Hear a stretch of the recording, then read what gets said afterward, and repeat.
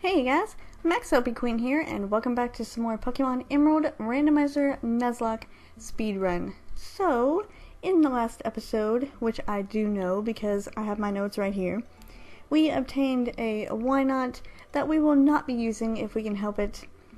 Defeated Flannery, and we fought all these people in the desert here, so we don't have to do that this time. But in this episode, we are going to be going to the little towery thingy-majig there. I got it to come back, so we're gonna go in that, and we are going to go get our fossil that I decided would be a gift Pokemon, so we're gonna keep it. And the first Pokemon that we run into here, Pichu, I was a little upset about, but then I was like, you know what, we need another electric type, so might as well go ahead and catch it. So we'll keep the Pichu, and we will also keep the fossil that we get as well, and that will be our gift. We'll use the gift, and we might, we'll use the Pichu, and we'll use the gift Pokemon if we ever need it, but at this point, we don't have a way to revive it, so we're not going to. I mean, we do have a way to revive it, but I have to go all the way back to Rustboro, so might as well do that off-screen sometime later if I can ever remember to do it. But we're going to catch Pichu here, and we are going to have ourselves a little Pichu to have in our party. Probably be in the party next time, and I will grind it up. But anyway, this just in, 6 hours ago, on the Pokemon website, they just posted this. I was trying to find some things that we could talk about on Omega Ruby and Alpha Sapphire in this episode, and 6 hours ago, Pokemon.com reported, get the Eon Ticket via Street Pass. Alrighty, so we're going to read about this. It says, if you want an Eon Ticket, the item in Pokemon Omega Ruby and Pokemon Alpha Sapphire that will allow you to catch Latios and Latios, respectively, be sure to turn on your Nintendo 3DS Family System's Street Pass function. That's because the only way you can get the Eon Ticket right now is if it's passed to you by someone who already has it. Once you have the Eon Ticket, you can revisit Southern Island in your game, where you can then catch the legendary Pokemon that you would not otherwise have a chance to catch. Some lucky trainers will be the original Eon Ticket holders who will kick off sharing the Eon Ticket with others in their area. In the United States, Play Pokemon League leaders will be given codes to distribute to participants at nearly 1,000 Pokemon League locations. So keep your Street Pass on and hang out with other Pokemon trainers to get your own Eon Ticket. We recommend that you spend time at Pokemon events such as tournaments to improve your chances of getting it. Good luck. Alright, so Eon Ticket. I actually had not read this article yet, so I'm a little disappointed. Eon Ticket for Latios and Latias. Yes. You can only get it by Street Pass, which means that if you are like me and you don't have a very large city where you can just go around and look for someone with Street Pass, and you're also like me and you don't get out very much, then you probably won't have a chance to get yourself a Latios or a Latias, which is very disappointing to me. I am actually very upset about this, because I really wanted to fly around on Latios and Latias, and I'm going to try my best to try and get an Eon Ticket so I can fly around on them. Because that just makes me really upset that we're not able to get it unless you have Street Pass and you pass someone that has one. Because I would not really want to take my game anywhere else and play it. I just want to play it at home by myself. And I don't really have anyone that could Street Pass me an Eon Ticket. So I'm kind of disappointed in that. Hopefully they'll change it later on or something. And maybe make it so that you can get the Eon Ticket a little bit easier, because if you're like me and you don't really go to those events or anything, you don't have a chance to get the Eon Ticket, because the tournaments, I don't know where they are, and I don't think I would have the money to go to them, and I know a lot of people probably wouldn't. So it's a little bit frustrating, I guess you could say, that we have to have the Street Pass thing, but maybe they'll change it in the future, because I know a lot of people probably wouldn't be able to get it that way, and it would be a little disappointing to not be able to fly around on Latios and Latias. Which I guess that means that Latios and Latias are going to be after game Pokemon that you will not be able to get until after game. So we were talking about how Fly would pretty much be useless. Well, apparently it's not, because Fly is not going to be useless.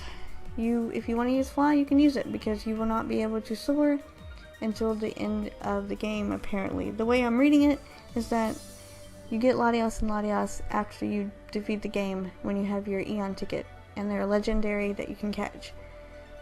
Or I could be wrong, and it could be during the game, but to me it seems like it would be an after game type thing,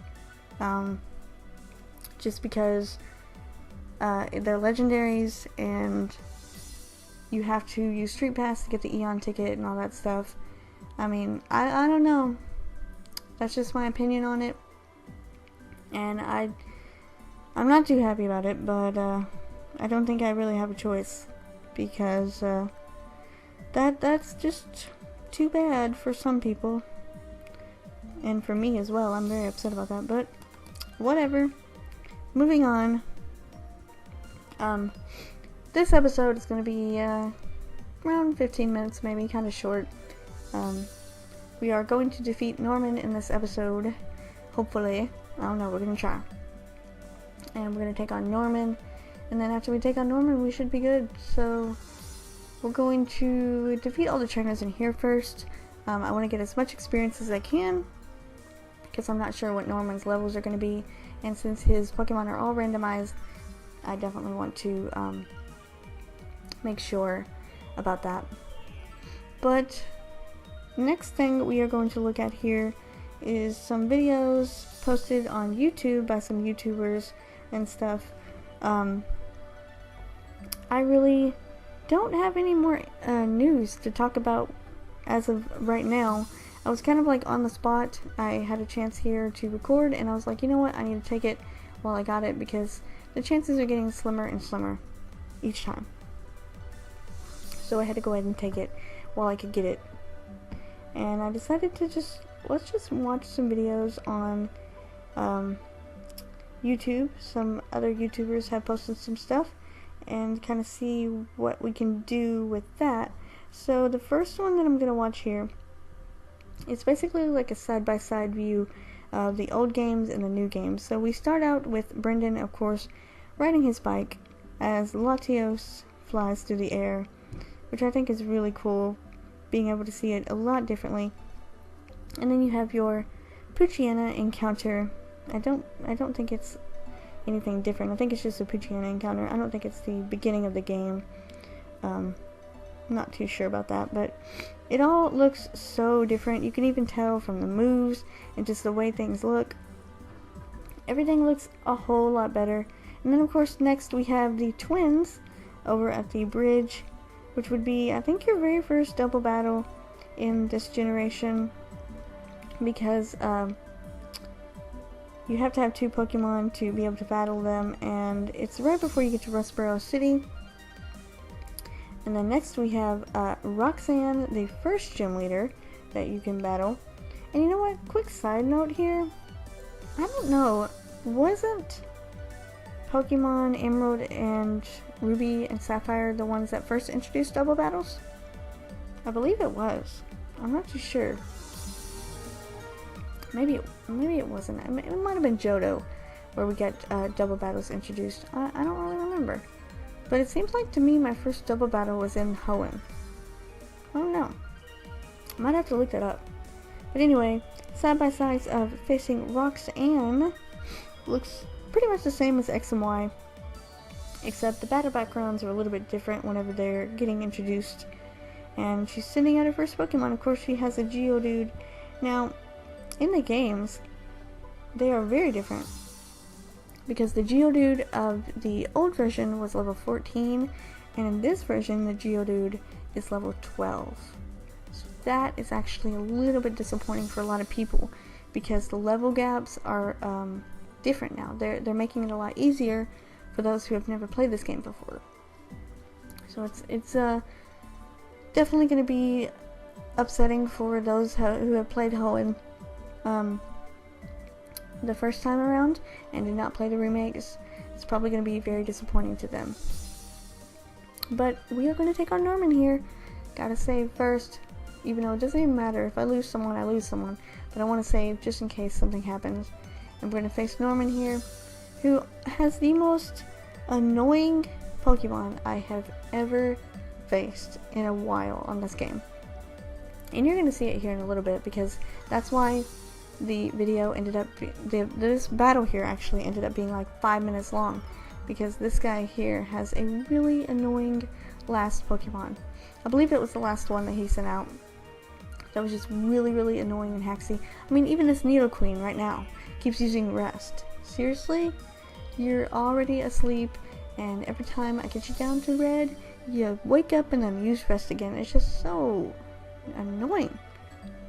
And then he has Masquerain, who I wasn't too worried about. I thought it wouldn't be a big deal, because I think it's bug flying, and that rock throw is going to destroy that Masquerain. So I wasn't too worried about that. But this guy right here is who I am so not looking forward to battling. I thought going into it, I was like, you know what? Let's just send him Mewtwo. Should be pretty easy just to take him out. But then I was like, you know, Psychic, he's probably going to be pretty effective against me. So I wanted to go into Lapras and try and get off a confusion on him and try and lower him down and stuff like that. And that Facade is not doing me any good. So it's definitely, you'll see in the battle as we keep going, you'll see how haxy he can get. And I really get annoyed by the end of the battle. I really, really do. But anyway, back to the trailer. Yes, I was saying the levels are different. And to me, if you don't have the exponent chair on, I believe that the levels will be okay. But if you are like me and you've done what I did in X and Y, then the levels are going to be super easy and the gyms are going to be super easy. Because in X and Y, I left on my exponent chair, and by, I believe, the Elite Four, I think I had my Blaziken up to about level 90. And the Elite Four was like nothing in X and Y for me. It was the easiest Elite Four I've ever taken on. So that was definitely different for me. So the next part we have is, of course, Mr. Briny and Wingull. And it's so cool to be able to see Wingull, like he's actually walking on his little feet this time, and instead of looking like he's flying, so that's cool. And then we have Brawly, who has the same as X and Y, except he's got the little fighting emotions, like, I guess because he's the fighting type. And then he brings in his level 17 Machop, but in the new games, his Machop is not level 17. It is actually, I believe, level 15. Let me see if it comes up. Nope, it's level 14. Yeah. That's weird. And then we have the contest spectacular.